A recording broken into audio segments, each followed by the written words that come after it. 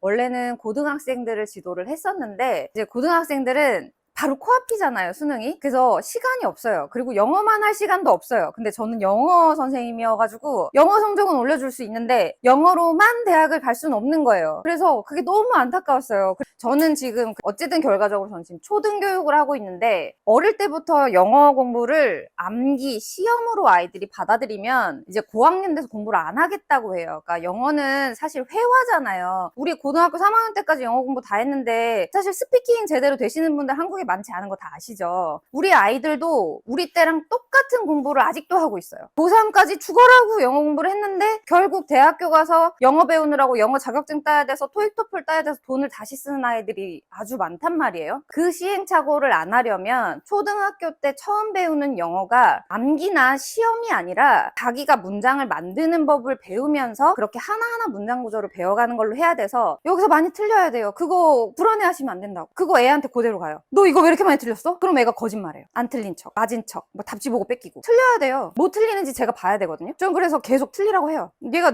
뭐 틀리는지 선생님이 봐야 네가 뭘 모르는지 알 거 아니야. 그걸 계속 하는 건데 뭐 악기 할 줄 아는 게 없어요. 근데 만약에 제가 갑자기 뭐 플룻을 한다고 학원을 간다고 쳐요. 저는 갑자기 프로가 될 수 없어요. 틀리러 가는 거 아닌가요? 학원 가서 뭐 삑삑 소리 내고 막 소리도 못 내고 그 시간을 보내러 학원을 가는 거 아닐까요? 애들도 똑같아요. 틀리러 오는 거예요. 우와 이것도 알아. 우와 천재야? 막 이러면 그냥 진짜 좋아가지고 이래요. 애들 다 그래요. 근데 그 힘이 애가 앉아있게 하는 힘이고 그 힘이 다음 시간에 또 학원 오게 하는 힘이에요. 학원에서 아무리 애한테 막 자신감 주고 너 잘해 이거 아무리 해줘도 엄마한테 가서 야 너 이것도 몰라? 이 얘기 한 번만 듣잖아요. 그러면 100일 동안 쌓아 올린 그게 와르르 무너져요. 처음부터 다시 해야 돼. 내가 내 자식이 아니라서 얘한테 객관적일 수 있는 건가. 그런 자괴감이 든 적도 있었는데 근데 거꾸로 내가 얘네를 보는 이 정도 거리에서 어머님들이 자기 자식을 키워주시면 조금 더 아이한테도 자기가 성장할 이 품이 생기지 않을까? 그런 생각이 들었어요. 3, 4학년인데 어머님들 중에 가끔 그러신 분 계시거든요. 이 나라에 이제 다 대형학원 다 보내는데 나는 그런 지옥구설에 우리 애 넣고 싶지도 않고 영어?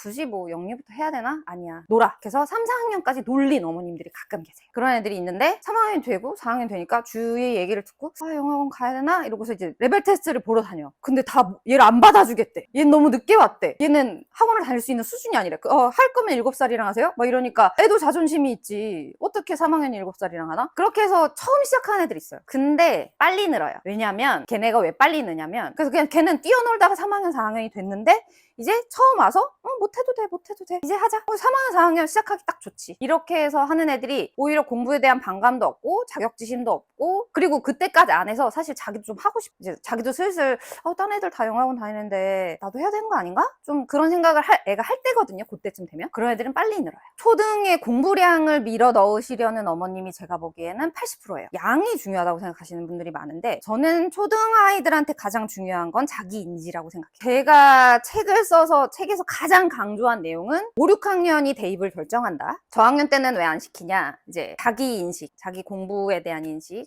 뭐 자기가 못한다는 생각이 좀 없었으면 해서 그 자신감 이제 넣어주는 거에 우선은 초점을 두고 실력은 실제로 이제 천천히 쌓아주고요. 5, 6학년에 공부를 안 해놓으면 중학교가 무너지거든요. 중학교 공부는 반드시 5, 6학년에 먼저 해야 돼요. 이거는 확실해요. 5, 6학년 때 공부 안 하겠다는 마음이 안 생기게 저학년 때부터 준비를 잘 해주는 게 중요해요. 그래서 기 안 죽이는 게 중요하고 이제 중학교 땐 뭘 해야 되냐 제가 고등학생을 가르쳐 본 결과 고등 준비를 중학교에서 미리 안 하고 오면 고등에서 못 따라간다. 고등 모의고사는 아예 묻는 게 달라요. 그러니까 중학교 같은 그런 단순 시험이 아니에요. 자기가 응용을 하고 문제의 속뜻을 들어가서 파악할 수 있어야 되거든요. 그래서 저는 5, 6학년에는 중학교 대비를 해서 암기력을 향상시키고 자기가 암기를 얼마나 할 수 있는지 자기가 암기하는 시간의 배분 내가 이걸 어떻게 외워야 라고 했던 내가 불과 6개월 만에 우와 이만큼 20분 만에 다 외웠네? 그거를 폭을 점점 시간은 줄이고 폭을 늘리는 게 중학교 대비예요.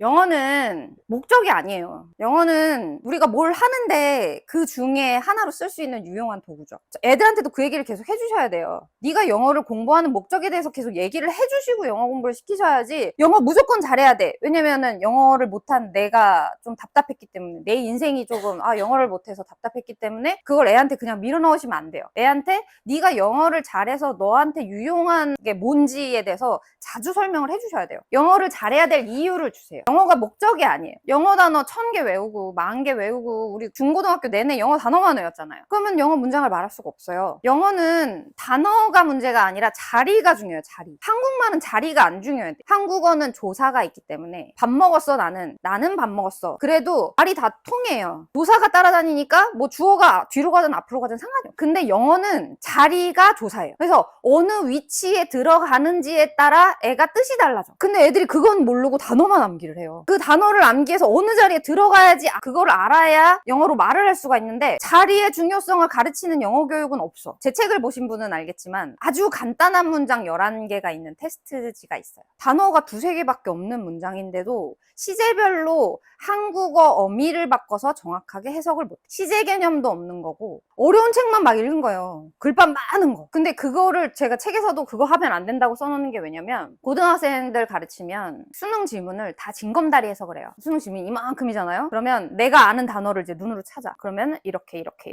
있어요. 그러면 통통통통통통 띄어서 해석을 해요. 수능 출제위원들이 그걸 모를까요? 알아요. 그래서 그렇게만 읽어서 찍을 수 있는 답도 만들어놨어요. 수능 출제위원들 그거 다 알아요. 그래서 초기 경험이 되게 중요해요. 처음 영어를 이제 받아들이기 시작할 때 공부 자체에 긍정적인 경험을 쌓아주는 게 저는 중요하다고 생각해요. 근데 엄마 아빠랑, 그러니까 온 가족이 같이 운동하는 집이 좀 있어요. 그런 애들은 그 정서 관계가 되게 좋아요. 그리고 저는 사실 애들이 시간이 없는 건 알아요. 중학교 가고 고등학교 가면 이제 시간이 더 없기는 한데, 저는 웬만하면은 중학교 때도 고등학교 때도 운동은 하나씩 했으면 좋겠어요. 애 정서에 좋아요. 아이가 그리고 더 건강하고 공부 효율이 높아요. 그래서 아까 말씀드린 것처럼 단어는 암기가 중요한 게 아니라 문장 내 위치가 중요하고, 영작을 하면 한글을 읽고 시제를 파악해야 되거든요. 이 한글 문장이 현재인지 과거인지, 고학년 애들도 현재 과거 파악 못한 애들 많아요. 한글 문장이 자기가 하고 싶은 말이 있어요. 내가 어제 밥을 먹었는지 지금 밥을 먹는지, 내가 하고 싶은 말엔 시제가 포함되어 있잖아요. 근데 한글 문장을 읽고 이게 현재인지 과거인지 파악 못한 애들이 많아요. 그러면 이걸 영어로 바꿀 수가 없어요. 시제를 선택을 해야 영어 단어를 선택할 수 있기 때문에 비동사랑 일반 동사를 구분하는 게 사실 중학교 1학년 수행평가에 전부 다거든요. 근데 그렇게 학원을 오래 다니고 5, 6학년 때까지 학원을 다니고 했는데도 중학교에 가서 이 비동사랑 일반 동사 구분 못하는 아이들이 수두룩이에요. 이걸 구분해서 쓸 수 있어야 돼요. 근데 이거는 자기가 문장을 안 만들어 봐서 그러고 그냥 계속 암기만 하고 문제 풀기만 해서 그렇거든요. 결국 공부는 중학교에 들어가고 나서부터는 아무리 좋은 학원을 보내고 아무리 학원을 많이 다녀도 아이가 마음의 문을 닫고 머리를 닫아버렸으면 공부를 넣어줄 수가 없어요. 좋은 학원 프로그램이 아무리 좋아도 아이가 온몸으로 막 거부를 해요. 나 암기 안 할 건데, 나 공부 못해, 하기 싫어. 그러면 어떻게 들어갈 수가 없지. 근데 아이가 조금이라도 하겠다는 마음이 있게끔 유지를 하면서 중학생이 되는 게 중요하거든요. 그리고 이제 피드백, 틀려도 괜찮아가 계속 필요해요. 틀리는 게 당연한 거야. 그런 피드백이 좀 중요해요. 틀려서 죄책감을 가지면 아이가 더 이상 안 하려고 해요. 어떻게 항상 100점을 맞겠어요, 애들이. 이제 처음 공부를 시작한 애들인데. 근데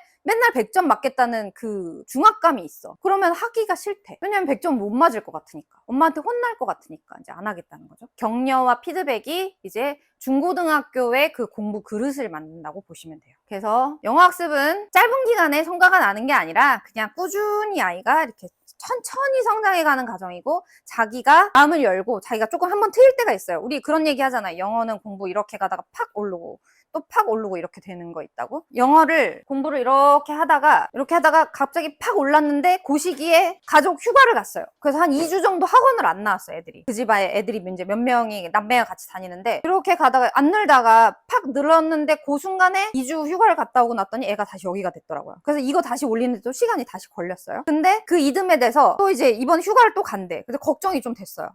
이번 휴가 갔다 와서 또 못해지는 거 아니야? 그랬는데 이번에는 올라서 조금 이제 지난 상태에서 휴가를 갔다 와서 그런지 휴가 갔다 와서 너무 멀쩡히 잘하더라고요.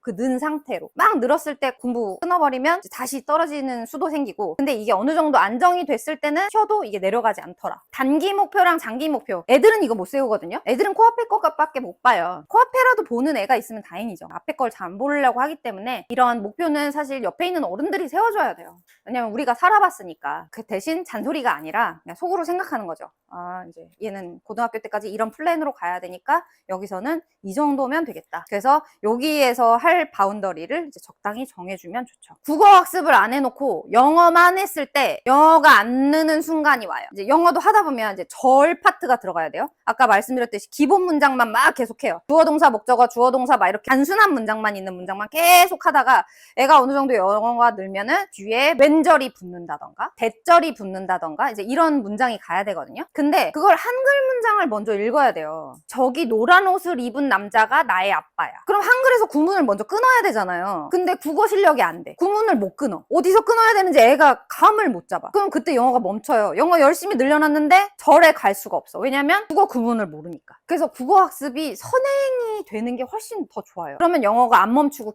계속 성장을 할 수 있는데, 이거 뒤늦게 이제 5학년 돼서도 그러니까 근데 국어 학습을 권유를 하면 아유 국어는 뭐 논술하고 있어요 이렇게 하시는 경우가 있는데, 국어 학습이 그렇게 좀 소홀히 되면 영어가 이제 발목이 잡히는 순간이 와요. 그러면 이제 같이 정체가 되는 거죠. 국어 늘 때까지 영어가 정체된 상황에서 이제 국어를 늘리는 시간이 필요해져요. 고학년 되면 이제 그게 좀 안타까운 상황이 좀 많아요. 우리가 건강 관리를 할 때도 잠깐 다이어트를 막 이렇게 일주일 바짝 막 이렇게 하고 말아버리면 사실 크게 의미가 없잖아요. 근데 장기적으로 요만한 거를 실천을 계속 뭐 1년을 했다. 그러면 그 효과가 몸에 더 크겠죠. 아이들 공부도 그렇다고 보시면 돼요. 아이들은 짧은 시간에 큰 성과가 나는 아이들이 아니라, 아이들 공부는 조금씩 자기도 모르게 체화를 하면서 아주 천천히 늘기 때문에 그런 거를 기다려 주시는 게 가장 중요해요.